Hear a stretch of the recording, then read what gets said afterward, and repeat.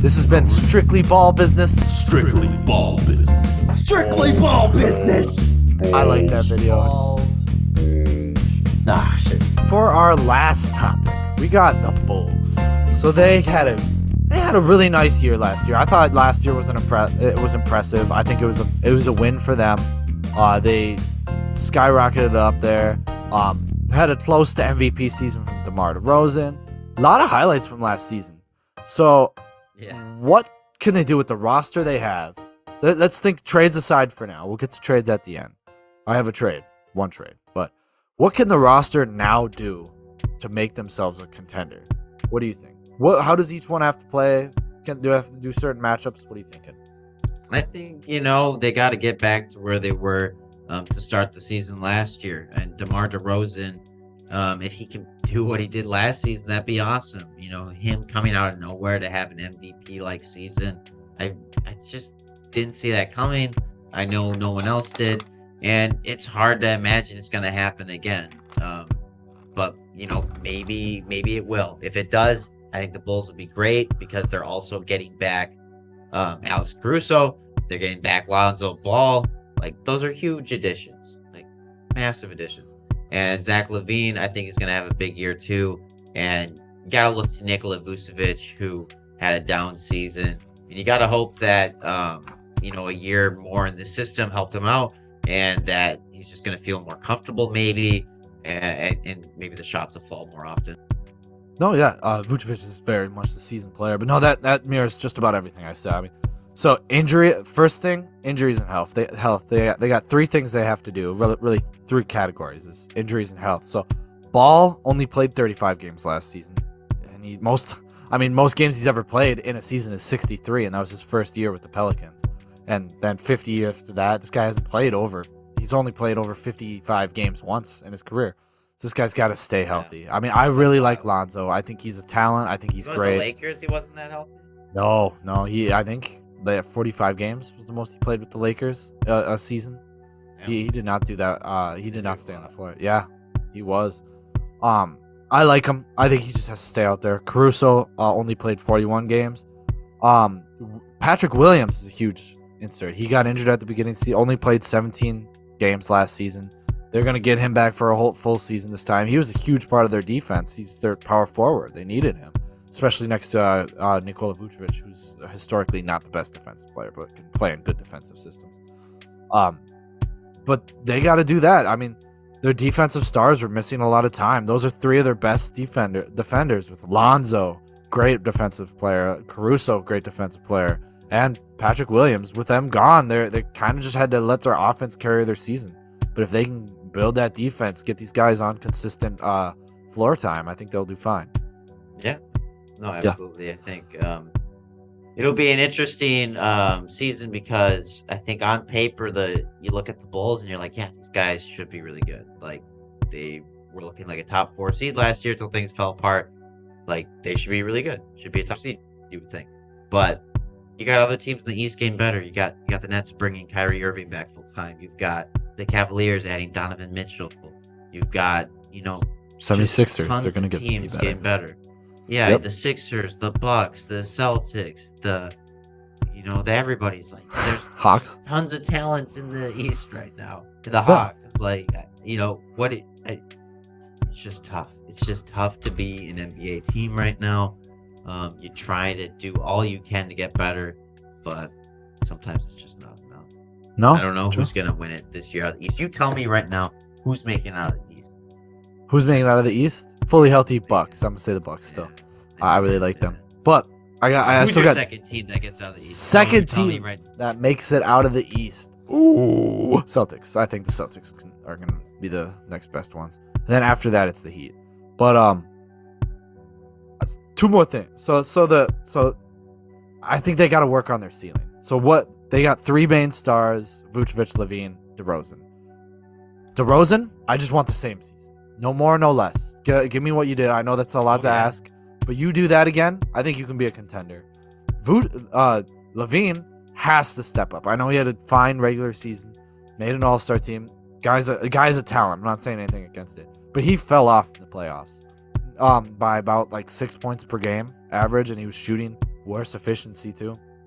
This guy, he looked very timid, kind of lost his aggression. Like if you were watching, if just an NBA, a random person went up and started watching an NBA game and they knew nothing about basketball, they could not tell you that Zach LaVine was the second best player on that team, because that's not the way he played in this playoffs. So I think he has to overcome that. On the contrary, Vucevic actually played great in the playoffs. He was efficient, hitting his shots. I actually don't think he has to play too much different than he did this year to help the team become a contender. I think his 17 points per game, 12 rebounds, I think that's perfect. What I need him to do is not shoot 31% from three. He's a career 34% shooter. With the Magic, the last All-Star years, he was shooting 37, 38. If he can get back up to 35, 36, I think that's going to be great for their big man. He's shoot those. I think that'll make their offense more honest. I mean, they brought in vets. They brought in Dragic. They brought in Drummond. They re-signed Jones. They have the personnel there. So I think those three will help it. Hallelujah. Hallelujah. But my last thing, they've got to come out, is I'd like to see them get like one of those, like an elite shooter, a knockdown shooter. Like LaVine is that. LaVine's a really nice shooter, but I want to see them get like an off ball, like a really nice guy like a Curry that we mentioned earlier, or even Joe Harris. I'll take Joe Harris. I just want to see with the floor troubles they have in the shooting, I'd like to see a lot more. I think a guy that would be perfect, that would really put this team instantly miles better than they are now, is if they were able to go out and get Buddy Hield. Oh yeah, I think timeline matches up. I think. Do they have the money to make that happen? Like they do. They've got a lot of contracts filled up. They do, and I'm gonna tell you how it's gonna be a massive deal. So it's kind of a lot of players moving, but I got it. This is the trade. This is how they're gonna do it. All right. So there's only one guy, but you know he's gone, and that's Kobe White. Well, it's not only one guy they're giving up. So they're only getting back Buddy Hield, but they got to give up Kobe White. He's kind of the main part of this trade. I think the Pacers would take that, but Kobe White, Derrick Jones Jr., you lose some size, but you brought in guys like Drummond, and you have Patrick Williams back, so I think that'll be all right. You lose Tony Bradley, you lose Matt Thomas, and then Dalen Terry. Must have been a guy they just drafted. And then a top 3 2027 protected first round pick, and you get Buddy Hield. If you're the Pacers, you get a nice young guy and Kobe White and a first round pick out of that. I'd take that for Buddy Hield. Get off Buddy Hield's contract. I think he has 2 more years left. Yeah, I mean the Pacers don't really need Buddy Hield. It's kind of pointless to have him there, but I can see why the Bulls would want him. Like he'd make a lot of sense for sure. No, yeah, I think he would fit their team. I don't know what their lineups would be. More or less like a 6-man, but he would be a really nice 6-man. He is a minutes still. I mean, he'd get. You could give him 28 minutes. He's still gonna get 10 threes up. Yeah, no, yeah, definitely. Like he was no doubt in that. But like that'd be a great. Put him next to. I really like Dosunmu. Ayo Dosunmu.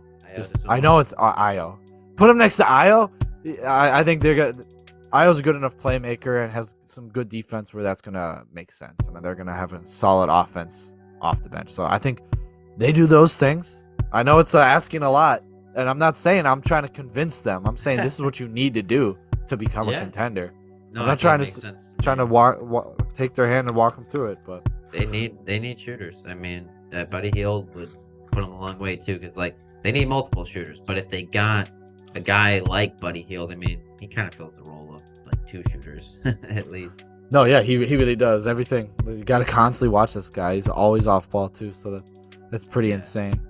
But what do you guys think they have to do? Are they fine? Are they fine just the way they are? Are you that insane? Or comment below, let us know. But that was it. That's all the topics I had. Did you have anything else? No, sir. No, sir. I don't think so. Oh yeah. Let me check whose episode this is real quick, because unless you know a 54 off the top of your head. Yeah. Maybe Brian Scalabrine. Jeff Foote.